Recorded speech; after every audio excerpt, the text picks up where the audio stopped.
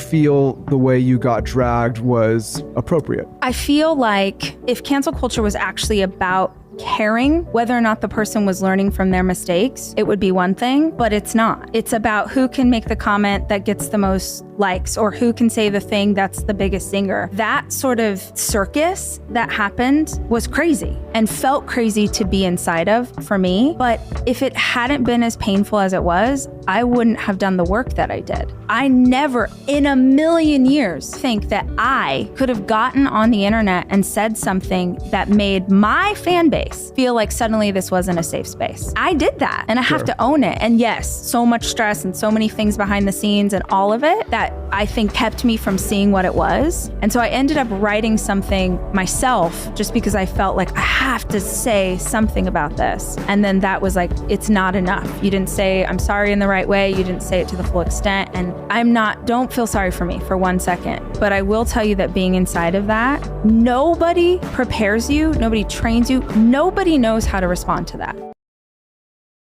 I'm telling you, man, Rachel Hollis, she is the gift that just keeps on giving. So if you want to bear with me through another Rachel video, you're in the right place.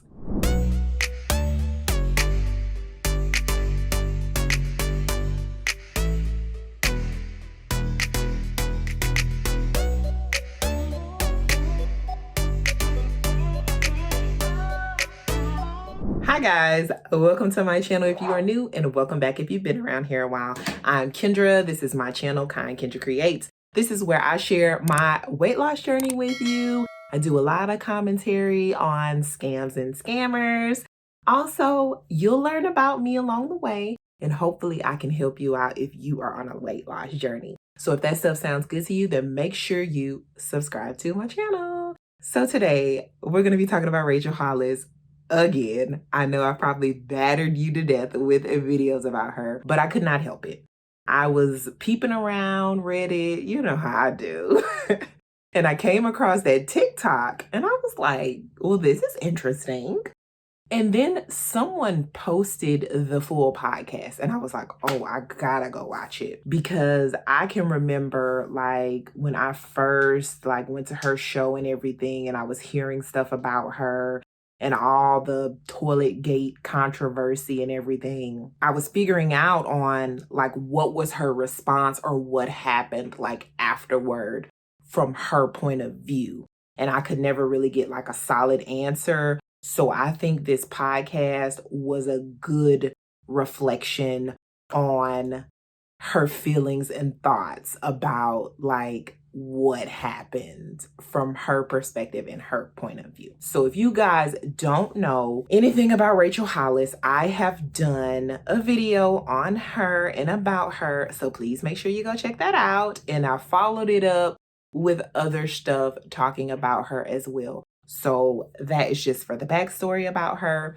But the whole Toiletgate situation, and on the podcast, she kind of gave a little bit of background on it.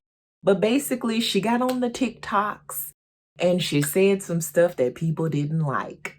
Doing a live stream, and I mentioned that there's a sweet woman who comes to my house twice a week and cleans. She's my house cleaner. She cleans the toilets. Someone commented and said, "You are privileged AF." And I was like, you're right. I'm super freaking privileged, but also I worked my ass off to have the money to have someone come twice a week and clean my toilets. And I told her that. And then she said, well, you're unrelatable. What is it about me that made you think I want to be relatable? No, sis, literally everything I do in my life is to live a life that most people can't relate to. Most people won't work this hard. Most people won't get up at 4 a.m. Most people won't fail publicly again and again just to reach the top of the mountain. Literally every woman I admire in history was unrelatable. If my life is relatable to most people, I'm doing it wrong. Yeah. So she gets on this podcast, right? And from the information that I am gathering here, so she goes on the podcast, The Skinny Confidential, him and her, and they actually charge for you to be on their podcast. And I'm going to link all my sources below, y'all. But The Skinny Confidential charges $20,000 to $40,000 an interview. So that means I have to pay you for you to interview me, which makes me believe that I might not be as important as I think I am if I'm paying for you to interview me. And shout outs to Reddit, y'all, because y'all stay coming with the receipts, okay? So she goes on this podcast, they interview her, and they talk about cancel culture. And I'm going to have the link to the entire interview, and it is an hour and 12 minutes. Yes, I spent an hour and 12 minutes of my life on this. But I thought the topic was interesting, so I wanted to talk about it. The title of the podcast is Rachel Hollis on Being Canceled and the Path to Redemption After Public Mistakes. So cancel culture, what is this all about? I wanted to cover this. This was like sticking out in my mind because I make a lot of videos about influencers and like what they're doing on the internet, products they're shilling, lies that they tell. Y'all, check some of those videos out, okay, for me? All right. Oh, yeah, and especially my most recent video of Miss Brittany Dawn and her foster mom arc. Please check that one out, okay? Anyways, so let's talk about cancel culture. And according to Wikipedia, cancel culture or call-out culture is a phrase contemporary to the late 2010s and early 2020s used to refer to a form of ostracism in which someone is thrust out of social or professional circles, whether it be online, on social media, or in person. Those subject to this ostracism are said to have been canceled. The expression cancel culture has mostly negative connotations, and that's important, and is used to debate on free speech and censorship. The notion of cancel culture is a variant on the term call-out culture. It is often said to take the form of boycotting or shunning an individual, often a celebrity who is deemed to have acted or spoken in an unacceptable manner. Some critics argue that cancel culture has a chilling effect on public discourse, is unproductive, does not bring real social change, causes intolerance, and amounts to cyberbullying.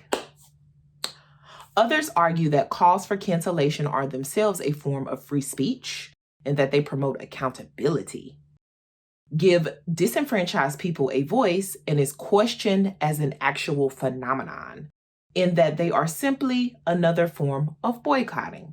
While the careers of some public figures have been impacted by cancellation, others say they have been canceled but continue their careers as before. So, Rachel was canceled, and she's been able to continue her career. Not as before and on that grand scheme and scale of things, but she's still around. She's still making money. So, I mean, there are so many critics of this cancel culture thing, but you know what?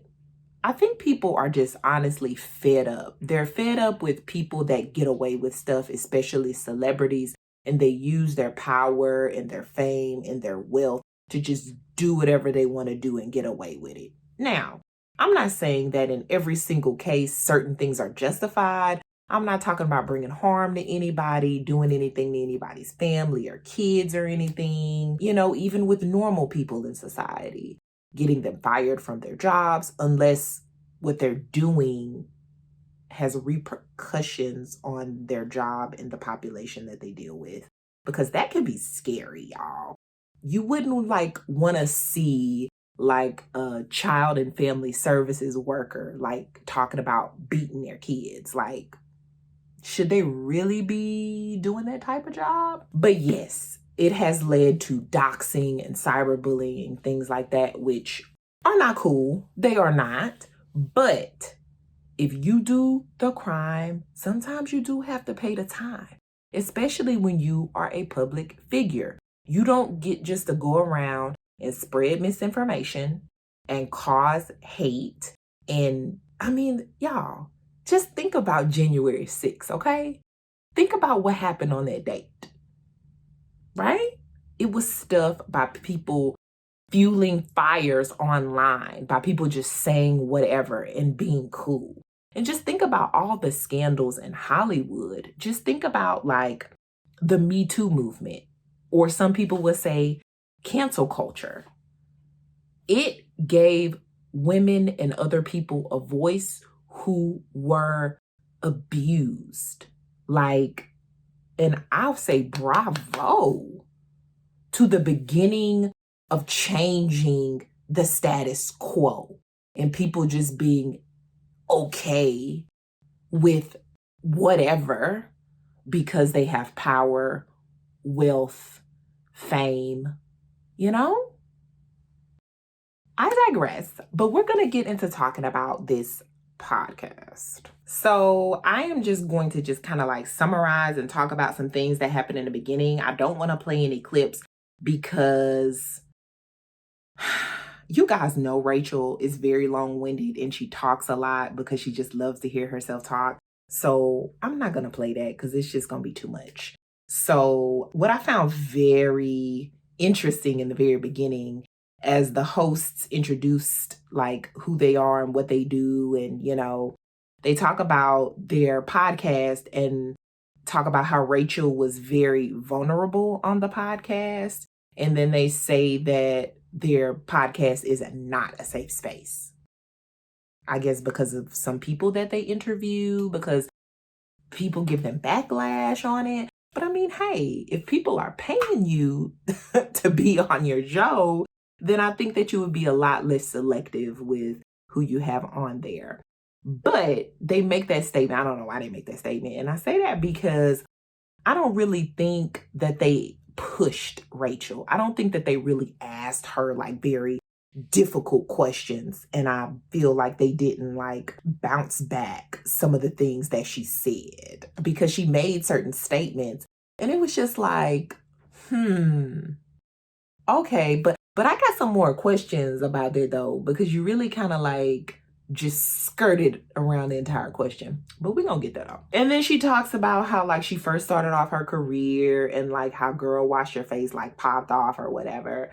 And it was funny how she talks about that was the most miserable year of her life because she was traveling and she wasn't being a mom and she was kind of suffering from burnout and she was completely depleted. I just don't know. I understand, you know, that happens. It's like a constant grind, but I don't think that was the most miserable year of her life. I'd probably say that her being canceled was probably the most miserable year of her life, or like going through her divorce and all of that.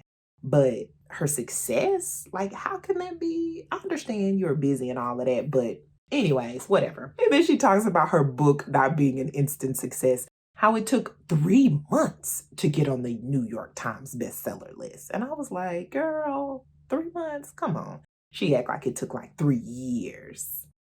Anyways, the female hosts ask her, oh my God, how did you do all this with a husband, a tour, and 4 kids? Can we get out of that, y'all? Can we stop asking women how they do things in life? Like, if the roles were reversed and Dave was getting interviewed and he was like, had his book, he does have a book. But anyways, we're not talking about that right now. But no one's going to ask a man, like, how do you do it with your 4 kids and this tour? And I just want to bring that up. But can we get out and stop asking women how they do normal stuff? How you work? You work. That's what you do. You're a grown person. You figure it out, you know? And you got money, so you can hire people. Like, and I don't think she's like, has no contact with her family. Like, she has family. Like, she has a spouse, like, anyways. And then Rachel talks about how when social media first began, it was more of a grounds to test content, to kind of throw things out there, see what people were talking about, you know, and how it react. And now it's more of how you do most of your communication. And you can't just kind of say, oops, I said the wrong thing, delete it, and everyone forgets. No, it kind of sticks around. And people keep receipts, child. They keep them forever. And then she talks about how she's been largely absent from social media because she wants to live her life. And she doesn't want everything to be an Instagram moment. I don't know. And I just feel like this is completely opposite from how she previously lived, because we all know that her popularity came from a social media post, with the stretch marks, blah, blah, blah, blah, blah. Even though I had heard that she had got, some augmentations, but she was talking about body positivity. Okay. Anyways, so I feel like everything that she had previously stood for, she flipped it and reversed it. I think that's what she's doing now. She's trying to separate herself from old Rachel, and she's reborn to new Rachel. New hippie Rachel with a boyfriend that doesn't take birth control or shave and believes in woo-woo. Anyways, y'all. So that was pretty much like the beginning background and kind of like what I wanted to talk about, some little smaller points that stuck out to me in the beginning, but we're going to get to those a little bit more deeper clips I want to talk about. So the podcast host asked her when she made that video, what was her intention and how did she feel about the response or whatever. And so basically she goes into the story about how she was on a live or something. And there was this woman who was talking about how she was suffering from severe depression and she couldn't clean her house. Her house was a mess or something. And so Rachel gave her the advice of basically just leave your house as is, or if you can hire someone to help you clean it, then, you can do that as well. And then people were calling her out for that. Like, she's privileged, I guess, or she has, like everybody can't hire a housekeeper. And then they were saying mean things to her and mean things to the lady on the call or something. I don't know. So that's kind of like what set her off to make the video. And so Rachel goes a little bit more into detail about that. When they were saying, they were like, you're so unrelatable, I think. And I was like, I just sat with that for days or 24 hours or something. And I was like, wait, why would I want to be relatable? Like everything I've done in my life, trying to write a book, trying to have a podcast, all of this stuff is me trying to step outside of a narrative. So I thought, and I'm not the only one who feels like that. So I wanted to make a video about that. And I had TikTok. And so I was like, oh, this is what we're doing on TikTok right now, is making these videos. This is the definition of privilege, is that it never ever occurred to me how it would be taken. And it's been a long time since all of this stuff happened. And it's just like, I feel like personally, like she still doesn't get it. Like her response was like, girl, I just feel like, okay, you having a podcast, you writing a book or whatever. Yes, those are amazing things, but people do that nowadays. Like she just was acting like what she was trying to do was just like so special. And it's really not. Like if someone says like, hey, I'm trying to write this book, I'm gonna be like, oh my gosh, that's amazing. Like, that's great. Like, I'm happy for you if that's what you want to do. But it's like she puts herself on this type of level to be like, girl, you built your brand on relatability. Let's be real. So you wanted people to look up to you and they wanted to see you as like a friend or whatever. So don't act like what you were doing was just mind-blowing rocket science. Do you also think that you were so distracted with everything that's going on? You've got kids, what you were going through with your husband, the book, it's like so 1,000,000% much that like maybe you like weren't even along. You mentioned privilege, but you weren't even thinking the ramifications. No. And so my best friend said something so great. She's like, there's a big difference between your intention and your impact. Your intention was like, oh, I want to speak to other people like me and maybe inspire, whatever. But your impact is what you have to take responsibility for. And I like the amount of therapy, coaching, processing, books, what has happened because of that experience, I am a different human because of the experience. And in that clip, I just feel like the hosts were just giving her out at that moment. Like, she said what she said. It doesn't matter what she has going on in her life. Like, she said what she said. And she thought that she could wiggle out of what she said by garnering sympathy from amazing women that aren't relatable and they do a lot of things in life. I don't know, y'all, but that's what she tried to do. And she said now, like, her whole entire life has changed, which is very true. Like, you don't have as much of a following. Like, you don't have as much money. Like, yeah, I'm sure that moment, like, really changed your life. It really did. But are you changed? Like, is your heart changed?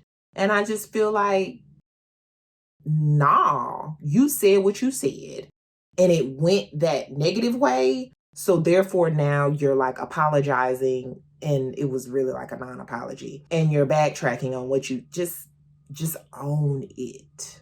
Like, what I said was what this was. And I felt like what I'm more important than I really am. Like, nah. Bro. None of that.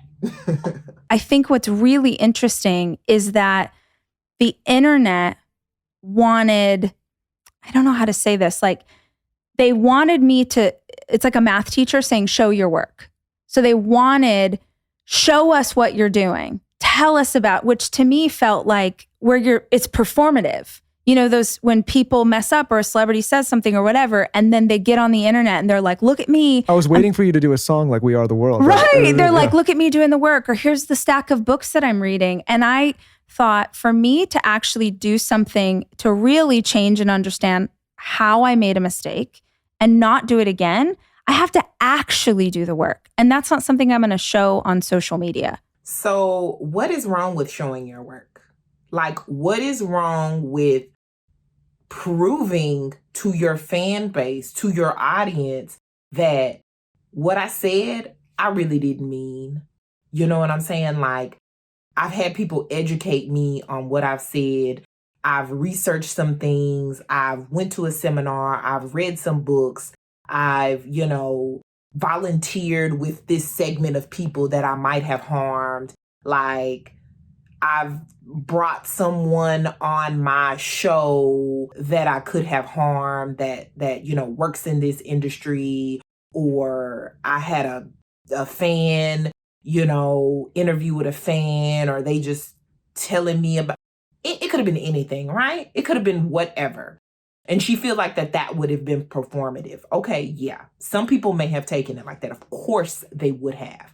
But if you have a core fan base that you offend or you hurt or you harm or whatever, and they see really that you're genuine and you're trying to make amends, they're going to forgive you. And they're going to put it behind them. They're going to say, you know what, she's really like, doing this. She's for the people. She's really a woman of her word. And for her to say that, she doesn't have to show you that. Basically, she's saying that she doesn't owe you anything. And I mean, okay, yeah, technically she doesn't owe you anything. But I feel like, though, as being an influencer, a social media person, a celebrity, whatever you want to call it, like your following, your audience, your fans, your followers, whatever you want to call them, I feel like that you have some type of responsibility to them. Because ultimately, these are the people that are paying your bills. Like, they made you who you are. They gave you your career. Like, you have popularity because of them. And so, oh, God. I'm going to say it, y'all. I'm going to say it. Basically, from what she just said, she's giving y'all her to kiss. Like, she don't care about y'all. She doesn't. Because she says it's going to come off as performative. Girl. Okay. All right. Do you feel the way you got dragged was appropriate? I feel like cancel culture today is, if cancel culture was actually about caring whether or not the person was learning from their mistakes, it would be one thing, but it's not. It's about who can make the comment that gets the most likes or who can say the thing that's the biggest singer. So that sort of circus that happened was crazy and felt crazy to be inside of for me. But I'm not just saying this. If it hadn't been as painful as it was, I wouldn't have done the work that I did. And so she talks about cancel culture, and it's all about people having the biggest comment or whatever. And it's not really about teaching lessons or teaching. And I think, honestly, when people get canceled, they learn the biggest lesson. They learn to humble themselves, which I think a lot of fans, followers, whatever, the public, I think that that's what they really want a lot of times from these people, because they do something or they say something that just rubs people the wrong way. Like, your job is the public. You're a public figure. That's what you do. It could be entertain, podcast, YouTube, whatever it is. Like, your job is public. So that means that your employer, hear me out, see where I'm going with this, is the public. Like, they buy your merchandise, like they go to your events, like they give you views, like they pay your bills. So in all honesty, they have the right to fire you if they don't like you anymore. They're not going to go to your events. They're not going to go to buy your stuff. They're not going to watch your show, whatever. They're not going to do it. You're not going to make money. And then you're going to be sad. And then it's just like, you're basically telling people it's not about a lesson, but it is. You need to humble yourself. And she keeps on talking about how she never thought that her words would be interpreted in that manner. Okay, but they were. And so now what are you going to do about it? And she keeps on talking about how she did all this work, and I don't see it. Maybe I'm missing something, but I don't see the work, child. I just don't. She's like, oh, I get it. I don't think you do, honey. I really don't. Because I just feel like there's still this wall of denial just in her language. And this podcast was back in March, so maybe it could have changed in these couple of months. I don't know. But I just don't see it, and I don't get it. And yeah, she got humble real quick. And then the male host, he goes on to just talk about how people on social media should have some type of level of responsibility of what they say, but most importantly, be a good human, which I agree with. I can't argue with that. And then he goes on to say that the audience has to be aware of their reactions and about attacking a public person. Now, like I said, I don't like all the attacks on looks and things like that, and people's kids and families and all of that stuff, and, you know, try to bring on like fake, like criminal charges and things like anything that's a lie or fake or any of that. Like, I don't like all that. Right. But I feel like if you're public, if your audience, if they don't like you no more, then they have the right to say, I don't like this person because it is. I'm not buying their stuff anymore. I'm not watching them anymore. And you do the same. And if somebody else listens to that person, then they just do. That's how life goes. Like, it's the same way with normal people, right? If somebody says, I don't like her, and you're like, why you don't like her? And then they give you the reasons, you're like, okay, well, I'm just going to keep my distance from her. You know? Most people, that's what they do. They may go into the situation with like all these preconceived notions, and then get to meet the other person and, oh, she wasn't that bad or whatever. But Unfortunately, as a public figure, you don't have the opportunity to go meet 1 million people and change their mind. But I put it like this. You never really know people.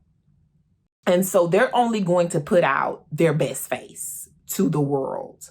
So we can only go out what you put out there. So if what you put out there rubs people the wrong way and they don't like you no more, oops, you're bad.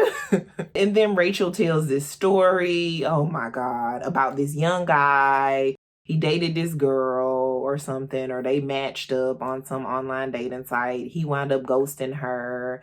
And I don't know, it just kept circulating around on the internet about how this dude basically was like a loser or whatever, how he did the girl, and people like called his job and got him fired and all of that. Rach, that has nothing to do with you, ma'am.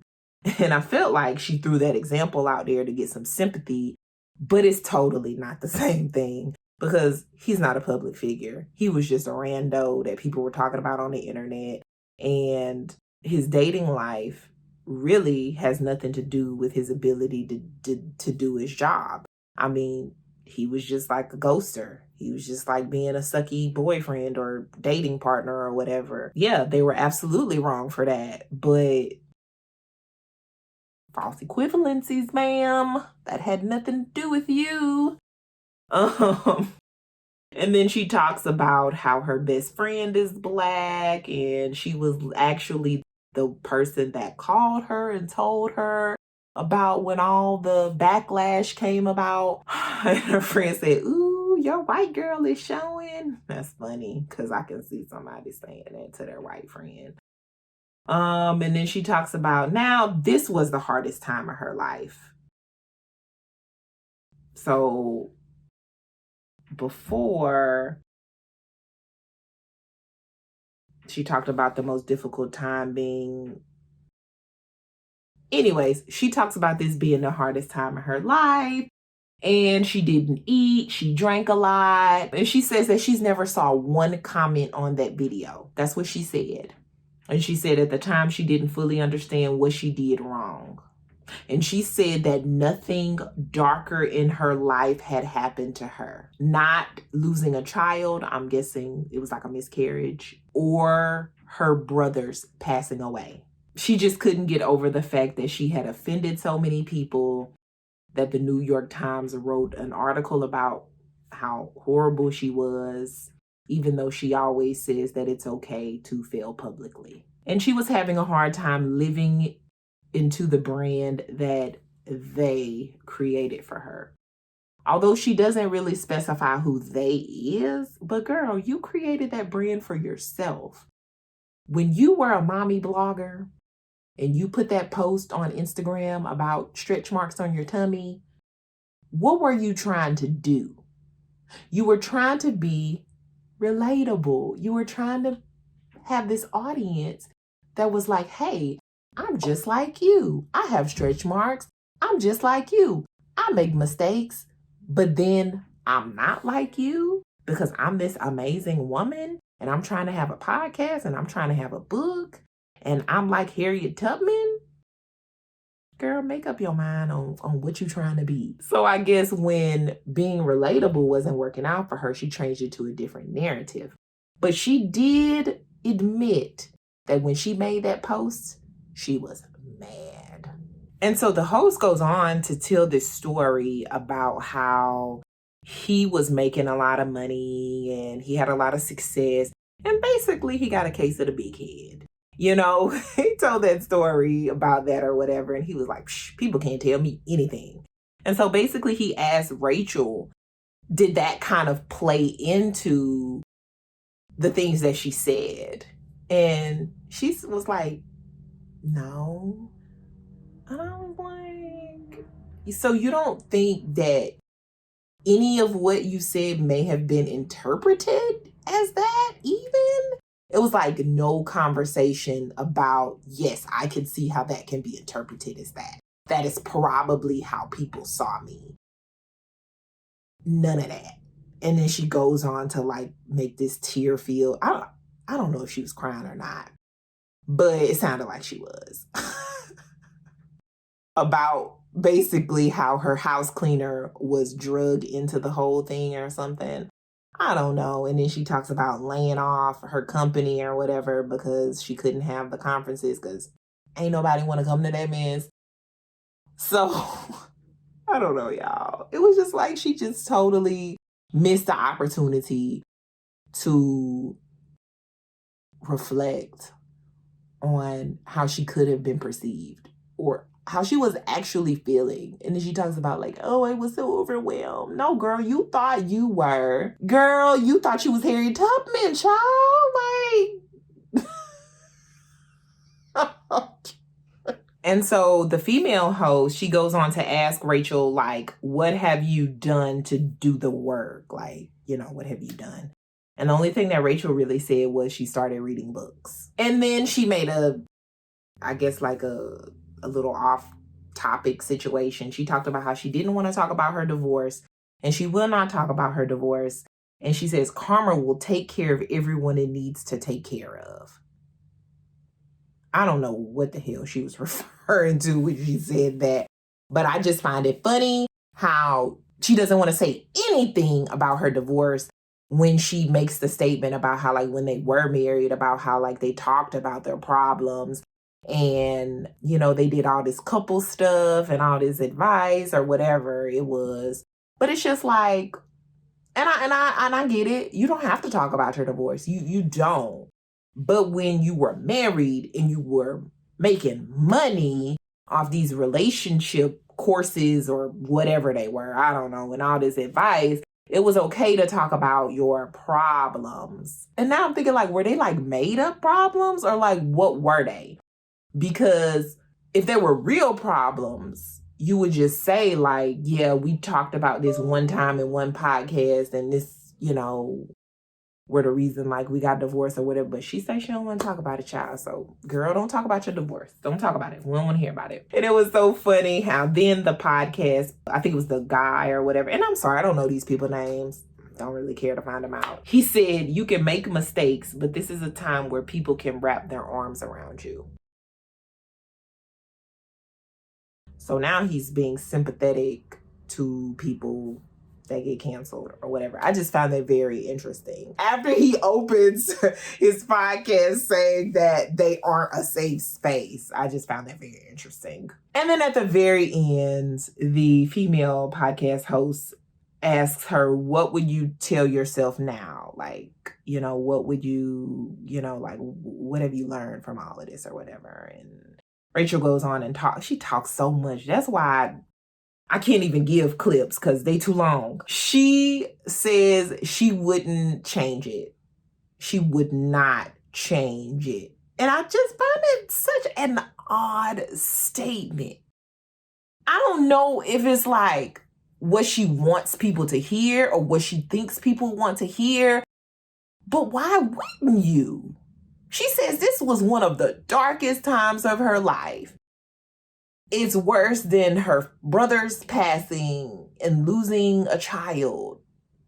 But you wouldn't change it because it allowed her to do the work.